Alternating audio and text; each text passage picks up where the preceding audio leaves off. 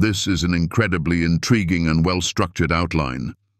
I will craft a continuous, engaging YouTube video script in English based on your detailed plan for Was it Yahweh or another God? Who created man in the original Bible? I'll ensure the script flows seamlessly, covers all the complex theological and linguistic points you've laid out, and maintains the captivating, suspenseful, and thought-provoking tone you're aiming for, without using internal headings or labels in the final output. We've always believed that Yahweh is the sole creator of humanity. But what if there's another truth, a secret hidden in plain sight within the very pages of the Bible? What if the narrative we've been taught for centuries is only part of a much larger, more astonishing story? Right now, you are about to uncover the secrets hidden behind the names Elohim and Yahweh in the Hebrew Scriptures, a revelation that could completely change how you understand creation itself. Are you ready for a journey into the deepest mysteries of our origins? Prepare for a profound exploration right now. In the Bible, two distinct accounts describe the creation of humanity. We're often told a unified story, but upon closer inspection, a fundamental question emerges. Who truly stands behind this monumental work? Who or what actually created man? This isn't just an academic debate. Understanding the subtle yet crucial differences between the names Elohim and Yahweh and their roles in these creation narratives is vital to unraveling the deepest layers of biblical truth and redefining our relationship with the divine today. Let's start by delving into Elohim, a name that holds a shocking secret. It's not a simple singular term. It might point to a group of divine beings. The word Elohim comes from Hebrew, and while it often translates as God in English, its grammatical form is plural. It literally means gods or divine ones. While often understood as a plural of majesty referring to the one God, its very structure hints at a deeper, more ancient concept, a collective. For instance, in Genesis chapter 1:26, Elohim states, "Let us make man in our image." This plural pronoun has puzzled theologians for centuries. Does us refer to the Trinity? Or does it point to an earlier, pre-monotheistic understanding where Elohim represented a divine council, a pantheon? We find striking parallels in ancient Near Eastern cultures, like the Sumerians and Babylonians, whose cosmologies often featured multiple gods involved in creation, with a chief deity presiding over a divine assembly. The common mistake is to dismiss Elohim as merely an honorific for a single god, overlooking its linguistic roots and the broader ancient context. But understanding its plural nature opens the door to a much more complex and intriguing picture of the divine creators. This distinction becomes even more critical when we examine the two creation stories, Genesis 1 versus Genesis 2. Are they speaking of two different creators, or at least two different aspects of creation, performed by distinct divine entities? In Genesis chapter 1, it is Elohim who performs a cosmic, orderly creation, crafting the universe, the earth, and then humanity, male and female, in a sweeping, grand narrative. Here, humanity seems to be created as part of the broader natural order. But then Genesis 2 begins, and the narrative dramatically shifts. It is Yahweh Elohim who forms a specific man, Adam, from the dust of the ground, breathes life into him, and places him in the Garden of Eden. Then he forms a specific woman, Eve, from Adam's rib. Notice the difference in scope and detail. Genesis 1 describes a general creation of humanity by Elohim. Genesis 2 describes a particular, intimate creation of Adam and Eve by Yahweh Elohim, placing them in a sacred covenantal relationship within a distinct, consecrated space. The lesson here is profound. Genesis providing two distinct accounts is not a mistake or a contradiction. It reflects two different theological traditions, or perhaps two stages of creation involving different divine roles. These narratives complement each other, painting a richer, more multifaceted picture of how humanity came to be, suggesting distinct agencies at play. This brings us to Yahweh and his role. We've often been taught that Yahweh is the singular, supreme creator. But ancient texts suggest a more nuanced history. Yahweh may not have been the sole creator in the earliest biblical contexts, yet he is undeniably the one who transformed the entire history of humanity. Historically, some scholars argue that Yahweh emerged from earlier traditions, possibly as a tribal war god of Israel, who was later elevated to the status of the universal creator in the consolidated monotheistic tradition.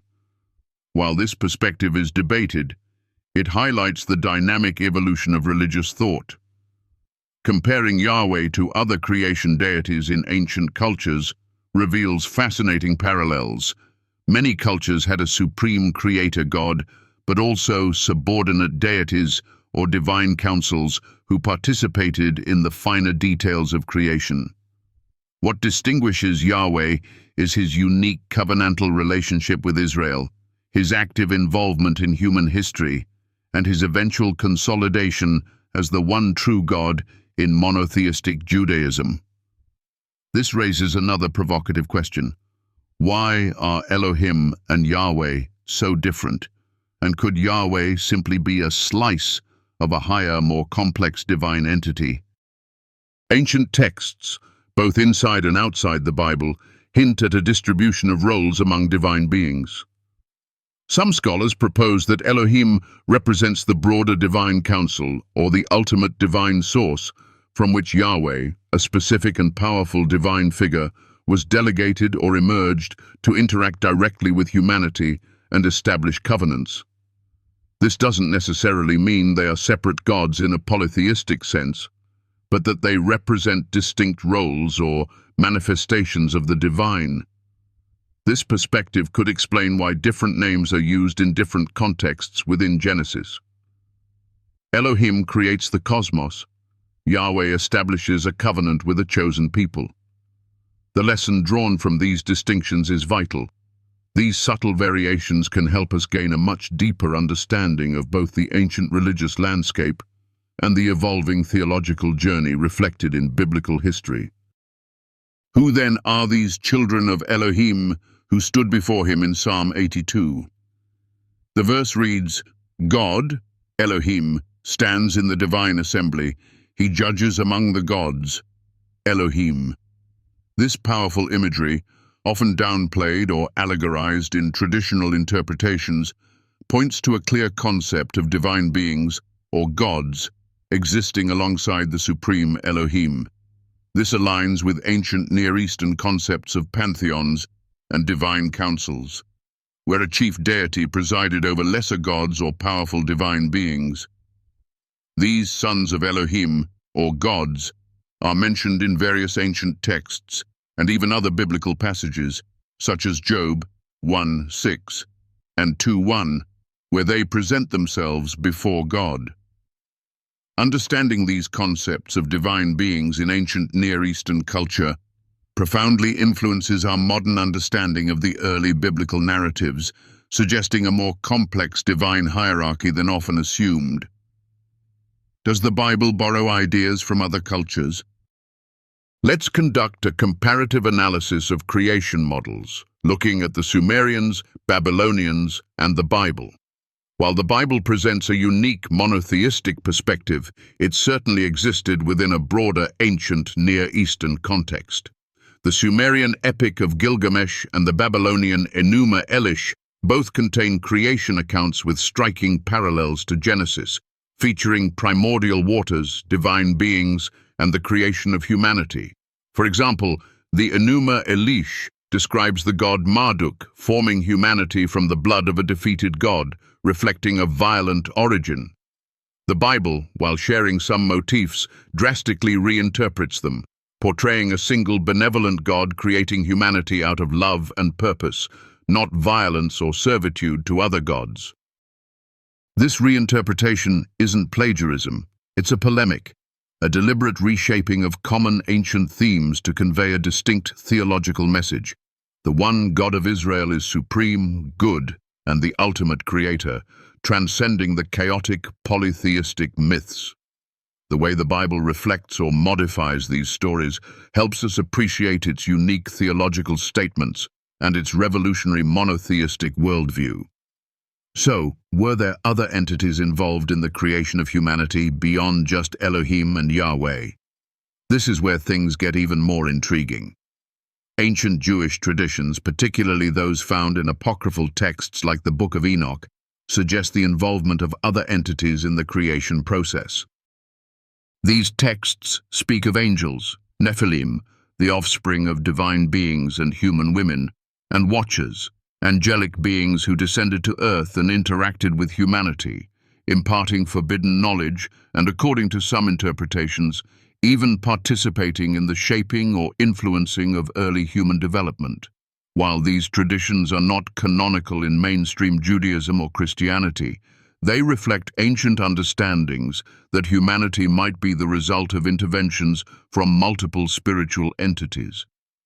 This perspective opens up profound questions about the nature of our origins and the complex web of divine and semi-divine interactions that might have shaped early human history. This leads us to a fascinating question. Is creation always perfect? Was humanity the perfect creation of Elohim, or a repaired one? The biblical narrative, particularly the account of Genesis 6, where humanity becomes corrupt and filled with wickedness, suggests that the initial creation of humanity wasn't entirely perfect or that it quickly became flawed. The intervention of the sons of God, often interpreted as fallen angels or divine beings, with human women leading to the Nephilim, points to a deviation from an ideal state. This raises questions. Was humanity originally created perfect, but then corrupted? Or was there an initial design flaw, or subsequent repair or correction by divine forces? This idea of a repaired or modified humanity through various divine interventions is a concept explored in some ancient texts, suggesting that the human form we know today might have undergone several stages of divine involvement. What historical secrets might have influenced the narrative of the Creator in Genesis? The Bible, as a living document, evolved over time, particularly influenced by major historical events. A crucial period for understanding these shifts is the Babylonian exile. During this time, the Israelites were exposed to the advanced cosmology and creation myths of Babylon. It is believed by some scholars that during and after the exile, the Israelite scribes and priests solidified and refined their own creation narratives, emphasizing the supremacy of Yahweh as the sole creator, a deliberate counter-narrative to the polytheistic myths of their captors. This period was instrumental in shaping the monotheistic understanding of God as the universal creator, integrating various traditions into a coherent theological framework. This dynamic nature of biblical understanding leads us to ask, why is God not always portrayed the same way throughout the Bible? The image of God developed significantly over time, evolving from a more localized tribal deity in early Israelite traditions to the global, universal creator in later prophetic and post-exilic writings. This doesn't mean God changed, but rather humanity's understanding and revelation of him deepened and expanded. Early texts might reflect a God of Israel who fought battles, while later texts emphasize a God who created the entire cosmos and commands all nations. This theological development reflects the growing understanding of God's limitless power and universal sovereignty, moving from a focused, particular relationship with Israel to a grander, universal, redemptive plan for all humanity. Are there secrets hidden in the Bible that many are afraid to confront? The multi-layered nature of the Bible suggests that there are indeed deeper truths, hidden beneath conventional interpretations, that traditional religious institutions have sometimes shied away from. These hidden layers often involve the concepts we've discussed, the plural nature of Elohim, the possible pre-existence of other humans, the involvement of other divine beings, and the complex evolution of God's image. Exploring these layers requires intellectual courage and a willingness to challenge established paradigms, but it ultimately leads to a richer, more profound understanding of the sacred text. These are not secrets meant to be suppressed, but rather mysteries to be humbly explored, offering new avenues for spiritual growth and intellectual curiosity. So, what does all of this mean for our lives today? The spiritual lessons from understanding the Creator and these hidden truths about humanity are profound. They challenge us to embrace a more nuanced view of God, one that is grander and more mysterious than often imagined. This understanding encourages humility, recognizing that our human knowledge is limited and that the divine plan is vast and intricate. It invites us to appreciate the complexity of creation and the diverse ways God has interacted with humanity throughout history. It also reinforces the idea that even amidst complexity, there is a consistent divine purpose and an ultimate redemptive plan. So, who truly created humanity in the Bible? The synthesis of all these elements leads us to a profound answer that demands deep reflection. It wasn't just Yahweh in isolation. The original creation in Genesis 1 was performed by Elohim, a term that suggests a broader divine assembly or a more encompassing divine essence. Then, Yahweh Elohim specifically fashioned Adam and Eve, placing them in a unique, covenantal relationship within the sacred Garden of Eden. This suggests a multi-layered divine involvement, with Yahweh playing a pivotal role in shaping humanity's spiritual destiny and covenantal relationship with the divine.